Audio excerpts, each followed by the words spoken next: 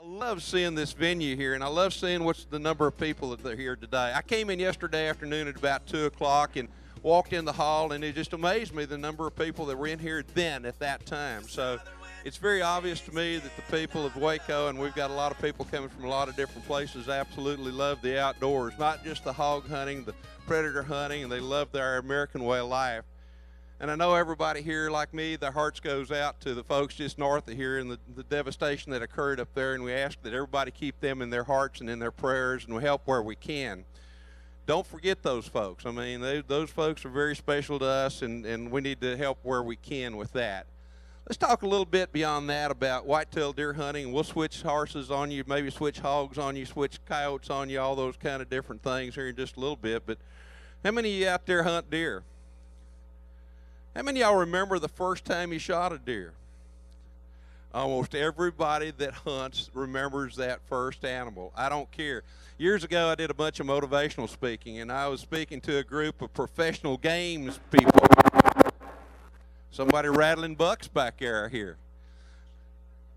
Games people who play with a ball, baseball, football, basketball, all those kind of things. And I was up on stage, and I said, to me, there are two true sports. Of course, the baseball players are going, that'd be me, you know, and the football players and basketball players doing the same thing. I said, there are two true sports, hunting and fishing. And I said, anything you play with a ball is a game. And in the scheme of life, games are not as important as what true sports are. You know, and they kind of look at you and say, okay, so how many out there remember the first time you hit the ball? First time you caught the ball? First time you threw a pass? And outside of a few very young people in there, everybody kind of just looked at me. I said, okay, now how many remember the first time you went hunting? The first time you shot an animal? The first fish that you caught? And you could see these hands starting to go up. And I said, see, I'm right. Sports is important.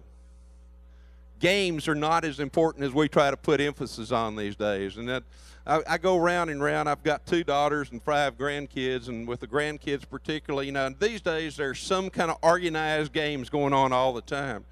And I've gone round and round with those guys because a lot of time the coaches have said, if that child isn't here for this practice, he's not going to get to play.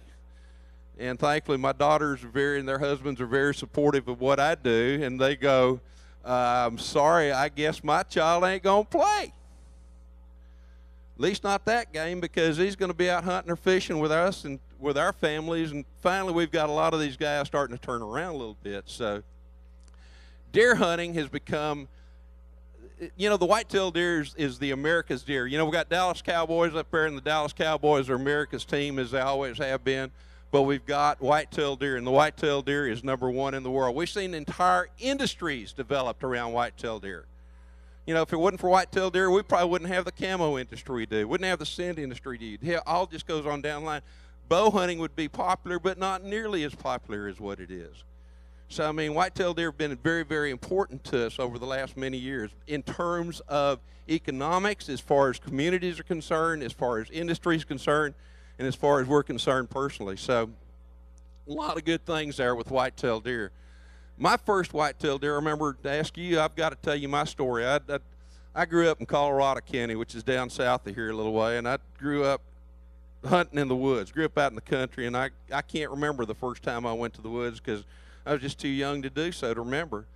But finally I hunted and hunted and hunted trying to shoot a deer and could not do it. Back then the population wasn't in what it is today. Finally, one year, sitting up in an oak tree about as tall as this building, I'm sitting up there opening morning of the deer season. I'm sitting there with my granddad's single-shot shotgun. Off in the distance, I hear a shot. Oh, my gosh, deer season is officially open. I hear something come running underneath this tree, and I look down there, and here is the world's greatest, biggest whitetail deer you've ever seen, and he's coming my way. My heart's up here pounding out of my ears and all this kind of stuff, and he stops right about here where this young man is here with the red. I cock that old hammer back, and I am breathing so hard, my heart's beating so heavy, I can't hardly keep that shotgun anywhere close, and it's not got sights. It's got a little bead and a little notch on the back. I finally kind of halfway line that thing up on that deer, pull the trigger, and the deer goes down, and oh my God, I know I've got the world's greatest whitetail deer. About that time, that sucker jumps up and starts running away. And I go, oh my God, oh my God. But I'd had the forethought to put a double-aught buckshot right there, just in case I need a second shot. That deer runs off and runs away. Yes, sir. We have a lost child here. Is anybody missing a child? We have one child looking for his daddy. Come on up and claim your child. Anybody missing a kid, please come to the main stage. Here comes somebody. Sorry. No problem. There he is. I was just going to say, if he doesn't go with somebody, he can go home with me, by golly.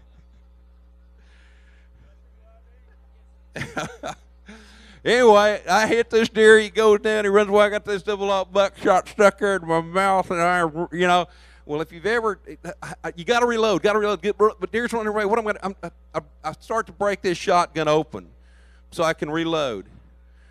As I break this shotgun open, if you ever seen some of these old single-shot shotguns, if you pull a little bit, tug too hard on the fore end, guess what happens?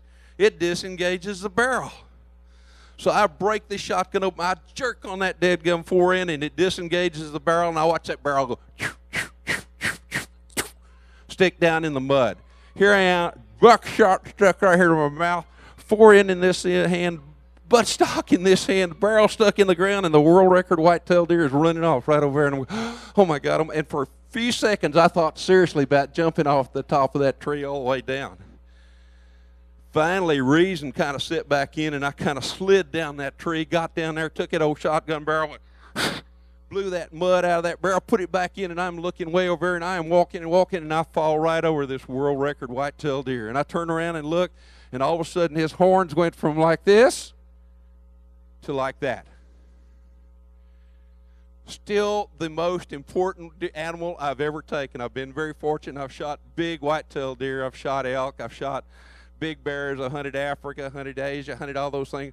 Nothing is as important to me. If somebody said you had to get rid of all your mounts except for one, it would be this ratty-looking whitetail deer that looks like a mouse with spikes 4 and 5 inches long on each side.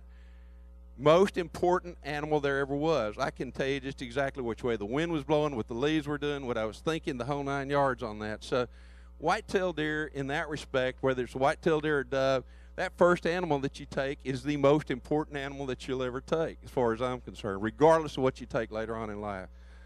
Hunting is supposed to be fun. You know, sometimes we get so serious about what we do, we forget that we're out there to have fun as well. Somebody asks you, why you hunt? Well, it's because of the biological reason. We've got to control the population. We've got to do this. We've got to do that. Yes, that's all true. But hunting can be fun, and it should be fun. And you should never forget that. Don't ever forget to take people hunting. You know, these days we hear a lot of emphasis on taking children hunting. By all means, take children hunting. But by all means, too, take anybody that wants to go hunting. My favorite hunting partners for the longest time were my 2 daughters. And I can remember their first animals like mine. You know, I didn't want them to shoot a big animal. I was working as a biologist on several places, and we could have killed big animals, but I wanted them to shoot does or something to start with. And I can remember sitting behind this log with both of them. And one of the things I did with my daughters, they started hunting with me when they were this tall. And when we hunted, they got to eat all the stuff, drink all the stuff that Mama said, no, they cannot have. So we ate Oreo cookies. We ate chips. We drank all kinds of different sodas, all those kind of things. I wanted it to be an interesting, fun experience. Finally, I figured they're old enough. When they were 8 or 9, they'd been shooting a long time. I said, okay, now they're old enough to shoot a deer. And I can remember again with both of them. One was Teresa, one's Beth. We're sitting behind this log, and some deer come in. And I've been watching and finally figured out that'd be a good one to shoot. Little bitty old spike. Guns up, and I'm pointing it out. And they go, okay, that one right there, Daddy? I said, yeah, okay. Without my realizing it, I'm looking through the binoculars watching that deer, and I'm going, about to hyperventilate. About that time, I feel this tugging on my shirt. Look down, look it up. My daughter goes, Daddy, are you okay? Are you having a heart attack? I was, but it was the finest heart attack there ever was. They very calmly flip the safety off, bang, deer goes down. One thing I learned a long time ago is that if you're a man and you have a wife, or let's start, you have a girlfriend, a sister, mother, daughter, mother-in-law, any kind of female humans of the human species out there, and you have an ego, don't ever take that woman hunting, because she's going to outshoot you and outhunt you every day of the year. Gentlemen, the female of the human species is a natural-born killer. I've guided a lot of ladies. I used to love to guide ladies. When we took care of different ranches, you know, a woman come to hunt with us, nobody wanted to hunt her with. I said, man, she can come with me. She can come with me. They look better, they smell better, and I love their company a whole lot better than I do most men I've run into. But I also love the fact that very calm. I've taken some ladies hunting, and a big old buck comes in, and that same buck could have come in with a man, and he'd have been going like I was a while ago when I was Glasgow. The buck's right there. He shoots over there. You put that same big buck out there in front of a lady, you're sitting there and you go, ma'am, that's a pretty good deer over there. And she goes, that one that's got all that stuff on top of his head? Yes, ma'am, that would be the one. Okay. Gun goes up, safety goes off, bang, deer's down. No excitement, no any kind of emotions, until you start walking up to the deer. And all of a sudden, as they get closer, their voice gets higher and higher and higher and higher, and their knees get weaker and weaker and weaker and weaker. If there was ever a female trait that I wish I had, it's that, because I'm one of those, I've shot a lot of critters, but I'm still one of those guys who I got to talk myself down every time I get ready to shoot. And it doesn't make a bit of difference whether it's a coyote, whether it's a hog, whether it's a deer, whether it's a Cape buffalo or whatever. I mean, I still have to calm myself. And yet I see ladies do that shooting and never have any remorse, or not remorse, but any kind of emotions at all until after they pull the trigger. So guys, remember that if you've got a girlfriend, a mother, wife, daughter, and you got an ego, don't ever take them hunting, because they're going to outdo you. Now, we've talked a little bit about everything. We can talk a little bit about hog hunting if you want to. There are two types of country in North America. Somebody just got one. There are two types of country in North America. Them that's got hogs, them that's going to have hogs. You know, people say, well, isn't the cold weather going to get to them? You know where hogs developed? They developed in Eurasia, up in the right along below the Arctic Circle. So no, heat doesn't affect them. Cold doesn't affect them. They can eat just about anything. And they do eat just about anything. They can be potentially dangerous. You start thinking about these old boards with a big old shield that they have, big old teeth and an attitude, they can be dangerous. Several years ago, Wayne Fears, a very dear friend and writer from Alabama, and I started to call him poor man's grizzly, because in a lot of respects they are. It's with that one potential animal that's out there that has the ability to not only knock you down, but knock you down and hurt you and eat you. That's almost everywhere, and he's in a budget type situation where almost anybody that wants to hunt can hunt wild hogs. So great animal in that respect. Coyotes are the same thing too. I mean, our coyote population has increased dramatically all over North America, as has the bear and has the mountain lion and several of the other species that are out there as far as predators concerned. So there's lots of hunting opportunities no matter where you go across North America, that you can hunt hogs these days, that you can hunt coyotes.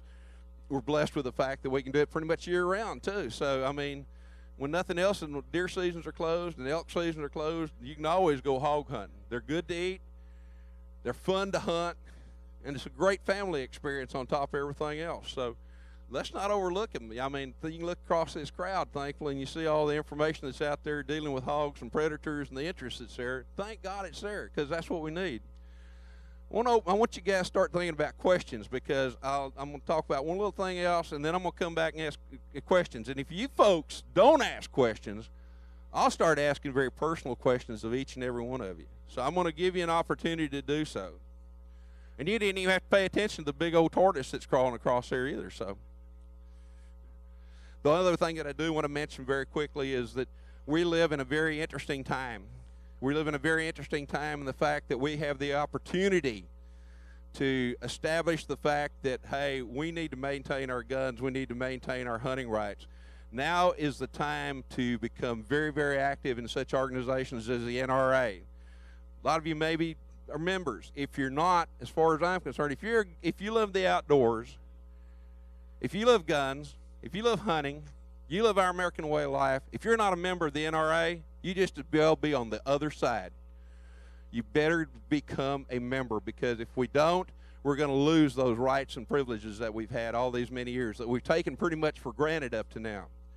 So please, if you're not a member of the NRA, please join the NRA now. We need you. We need your membership, because if we don't get it, we're going to lose those things that we hold close and dear. That said, now who's going to be the first questioner? Looking across the crowd, who's going to ask the first question? So see the hands come up. Yes, ma'am?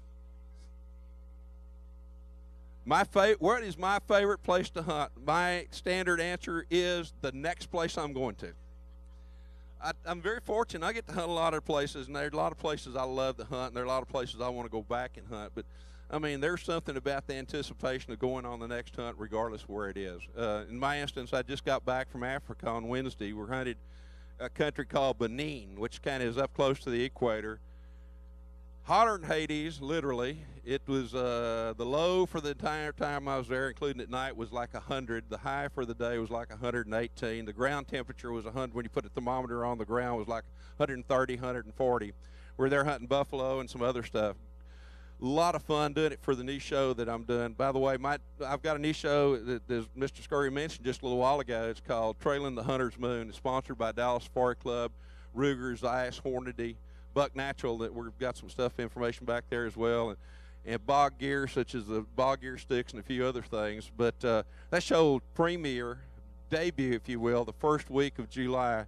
And one of the primary times here in Texas will probably be 8:30 on Saturday morning. So appreciate y'all having a look at it. And, you know, I've got a Facebook page called Larry Weishuhn Outdoors that I do a lot of stuff on too, and that's probably one of the better places to kind of keep up with what we've got going on. And occasionally I get to do some blogs there about where we're hunting and some of those other things. Okay, I've given everybody an opportunity to think of a question now. What's the second question? Second question. Mr. Guest? Come on. Help me out, guys. Anybody have any questions?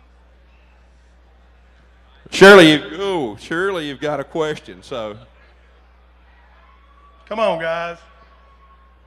You'll ever know, we're going to do a hog panel later on this afternoon where we can get in a little bit more into hogs and hog management and all those other kind of things. How many bow hunters out there? Huh, that's surprising. Normally there's a whole lot more. You know, I love to tease bow hunters. I really do. I mean, to me, my favorite aroma in the world is freshly burnt gunpowder shot at an animal. My wife can put on any kind of alluring scent, perfume, whatever she wants to, but there is nothing that is more important to me or more alluring than that freshly burnt gunpowder that's just been shot at an animal. So I'm waiting for somebody to come out with it as a commercial aspect or something like that. You know, I used to bow hunt, and I shot my last deer with a bow in 1984. But back when I hunted, you know, the bows were pretty much one long piece of something or another. Now they got all these fancy wheels and all these strings and stuff. You know, years ago, you could at least take two bows and make some pretty decent cross shooting sticks out of them. These days, with these fancy bows they have now, all these wheels, they don't even make good shooting sticks anymore. So I can't understand why anybody would want to hunt with them. I really can't, you know. But I appreciate bow hunters. I'll tell you what, we need every hunter out there. I get so aggravated. What happens so very often in our hunting community is a guy is a bow hunter.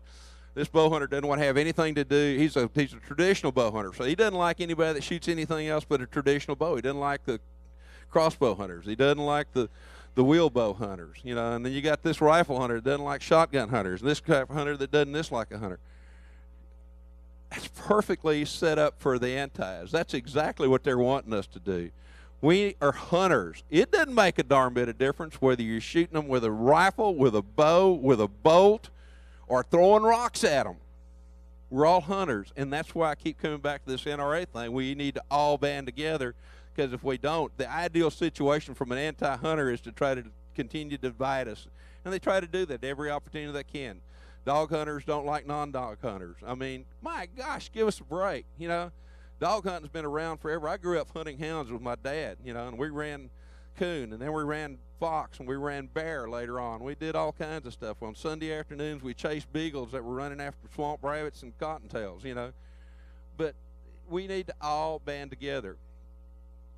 Any other question? I'm going to give you one more time opportunity, because then I'm going to disappear for a while. But I will be back here in the booth with Luke Clayton, who I do a radio show called Luke Clayton Outdoors. That if you're into radio, I do a regular segment with Luke every week, and you can go to www.catfish.com. And Luke and I get an opportunity there to talk about all kinds of different things and tell hunting stories there too. So if you get a chance, give us a listen and come by and visit with Luke back there. Beyond that, if you have no more questions, or if you want to come back by there in just a little bit and ask questions, I'd love for you to do so. I appreciate the opportunity of being with y'all here this morning. Thank y'all so much for being here. When you leave here, if you're not an NRA member, find somebody that can sign you up, because if you're not, we need you. We need you, folks. Ladies and gentlemen, thank you so very much for allowing me to be with you this morning.